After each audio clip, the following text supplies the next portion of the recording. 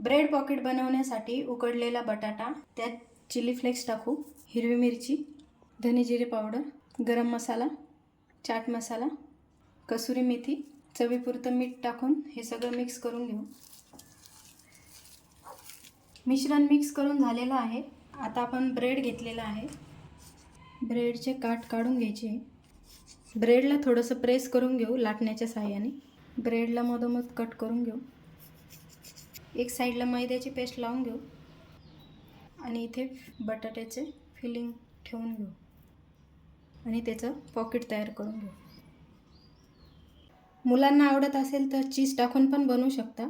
मी चीज टाकलेलं आहे. तेल गरम झालेलं आहे. आता आपण हे फ्राय करून घेऊ.